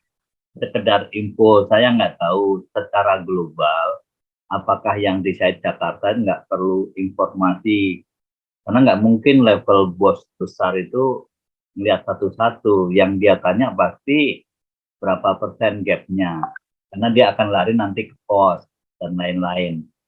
Itu sih Pak Bambang. Ya. Bisa dilihat di sini Pak, mungkin saya kasih lihat satu contoh ya. Iya, silakan Bu Irma. Angka-angka persennya berapa orangnya kan Bu Irma punya. Silakan Bu ya. Ya, Ibu Irma bilang 10% aja saya percaya walaupun itu. Bentar nih, saya nggak bisa.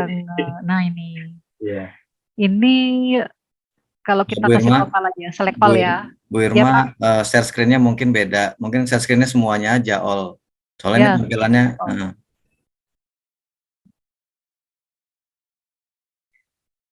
Ini kalau mau bicara tentang budgetnya, all. Jadi berapa persennya ininya gitu. Jadi analisa training secara umum gitu Bu Irma ya. Jadi ini kita masih Bu Irma, ini kita masih lihat Excel ya Bu Irma nih. Mungkin Bu Irma keliru. Ini di Power BI Pak. Ini Power BI. Jadi kita masih untuk. Tapi Power BI belum tampil Bu. Belum tampil. Karena Bu Irma share screen-nya tadi ke Excel. Jadi share screen-nya dimatiin dulu. Share screen dimatiin dulu, baru share screen lagi. Oh, siap. Jadi tampilannya belum berubah, masih Excel aja ini. Nah.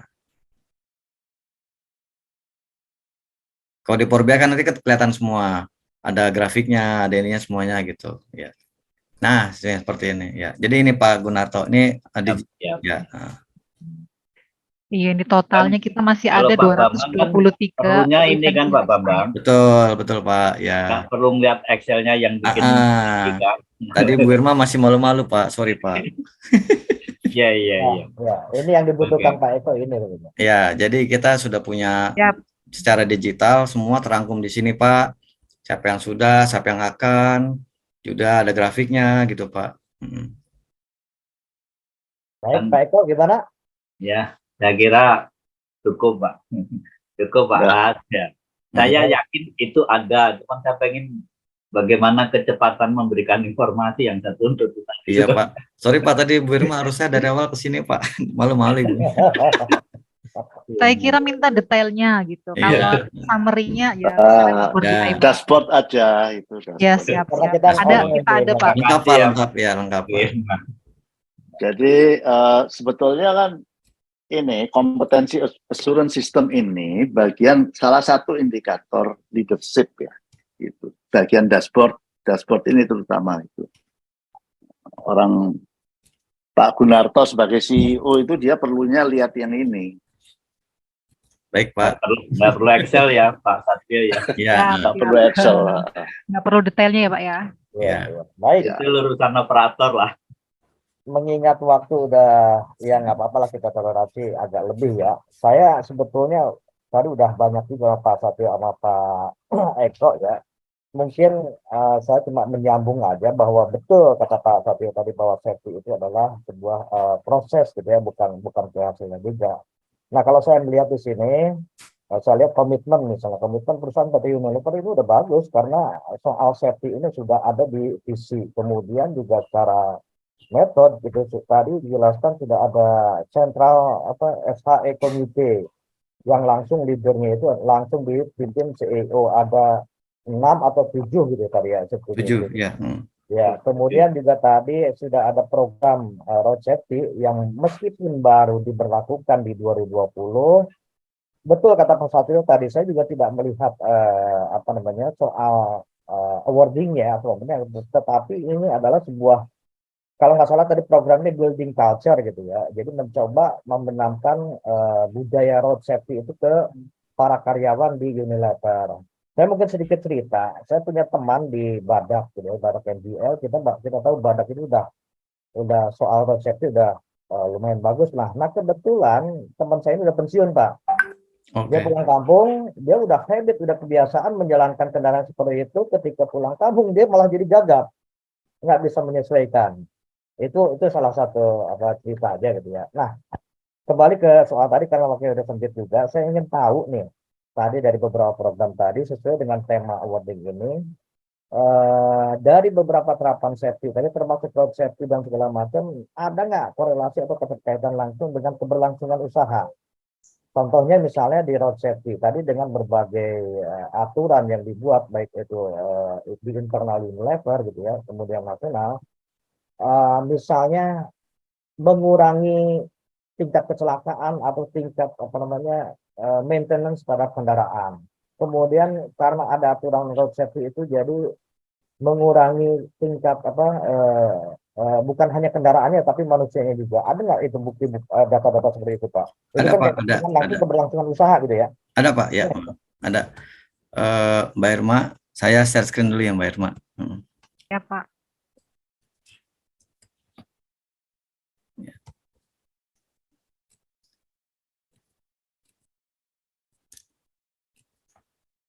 Pak Hasanuddin, izin saya sharekan dulu ya Pak. Ya. Ya Pak, silakan Pak.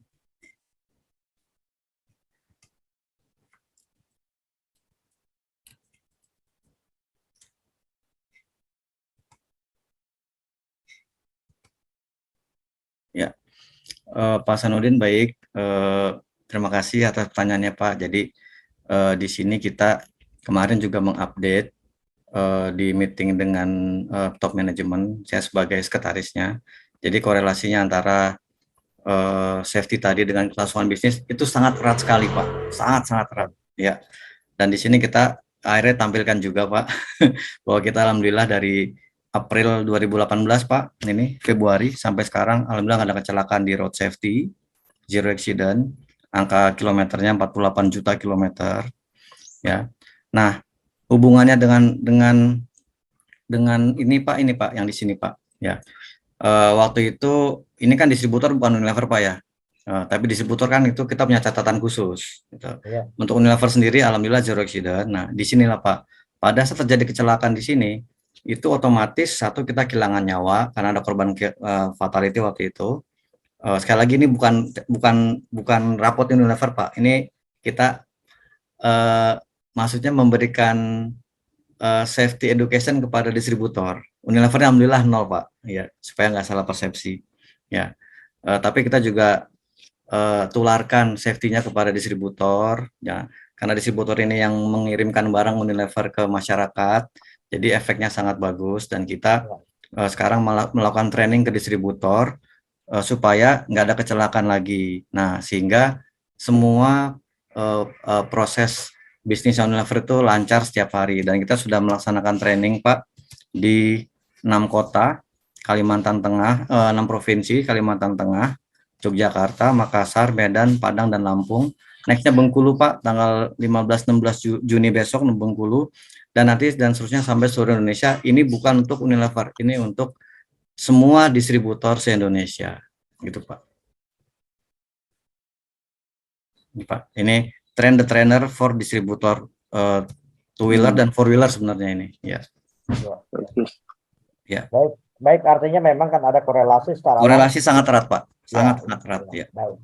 Mungkin ini data-data ini boleh dikirim nanti ke panitia ya Pak. Nah, mungkin Bisa, saya terakhir Pak. juga, ini cuma bukan pertanyaan ya, cuma mengingatkan aja. Tadi kata Pak Satyo juga, ini Unilever ini kan termasuk consumer good ya, berbeda dengan BUMN lain. Nah, tentunya juga mungkin kita cuma mengingatkan aja, aspek HS itu bukan hanya diterapkan terhadap internal karyawan gitu ya, kemudian tadi bersinggungan dengan masyarakat, tentunya juga produk, produk safety gitu ya. Yep. Apalagi kita tahu Unilever itu menghasilkan produk-produknya itu berbahan dasar kimia, walaupun ada juga foodnya, tapi Bapak cerita ada kecap bango ya kalau nggak salah. Nah, ada nggak kira-kira misalnya standarisasi internasional, misalnya untuk ketahanan pangan kan kita tahu ada ISO 22001 gitu Pak. Iya. Itu diterapkan juga Pak? Diterapkan Pak, semuanya Pak. Ya, alhamdulillah. Ya itu aja sih Pak, saya cuma karena Unilever ini kan consumer good, jangan sampai aspek keselamatan kesehatan karyawannya saja, tetapi justru dari produknya itu yang bisa mengancam keselamatan masyarakat. Itu aja Pak. Ya, kita laksanakan Pak. Ya. Baik, karena mengingat waktu udah lewat mau Jumatan juga, saya kira ya, Pak. Sesi penjurian ini selesai. Mungkin saya akan masuk sebelum closing ke acara testimoni. Mungkin saya serahkan ke Mas Fakih. Silakan Mas Fakih. Baik, terima kasih atas waktunya Pak Hasan. Mungkin langsung saya Pak ya. Sebelumnya perkenalkan, saya Ahmad Fakih Zuhair dari HSE Magazine akan menanyakan pertanyaan testimoni untuk penjurian hari ini. Mungkin bisa dijelaskan Pak bagaimana pesan-kesan serta kesannya terhadap penjurian pada hari ini Pak, serta bagaimana nilai para juri untuk hari ini Pak. Mungkin itu saja Pak. Oke, saya dulu ya Pak ya. Ya, baik. Dari saya pribadi, secara jujur dan tanpa ada unsur paksaan dari pihak manapun, saya dengan ini bertestimoni bahwa penjurian hal ini sangat-sangat fair, sangat-sangat adil. Yang pertama, yang kedua sangat-sangat terbuka. Maksud terbuka itu adalah memang penjuriannya itu sesuai dengan tujuannya dan tidak ada penyimpangan sama sekali. Ya, kemudian jurinya, ampun Pak, profesor Pak, sangat-sangat kompeten Pak menurut saya. Ya, jadi saya menilai penjurian hari ini memang benar-benar adil dan sangat sesuai dengan harapan. Ya. Baik. Terima kasih atas waktunya. Mungkin ada tambahan atau sudah cukup Pak? Ya. Cukup. Baik, saya kembalikan kepada Pak Hasan. Terima kasih Pak Hasan. Baik, terima kasih Pak Bambang sama Mas Fakih. Dengan berakhirnya testimoni, berakhir pula penjurian. Terima kasih banyak Pak Bambang, Pak Eko, Terima Pak kasih. Satrio, senior-senior saya ini, Ibu Irma juga terima kasih. Di sini ada Ibu Nia juga, terima kasih. Karena ini udah waktu mau Jumatan, saya kira selesai. Ya. Terima kasih. Terima Assalamualaikum kasih Bapak Ibu. Ya. Terima kasih Bapak Ibu. Waalaikumsalam Salam safety warahmatullahi selalu. wabarakatuh semuanya. Oke. Pak Hasanuddin, Pak Eko Siap. mungkin Siap. sebentar sebelum live dulu kita. Ya. Ya.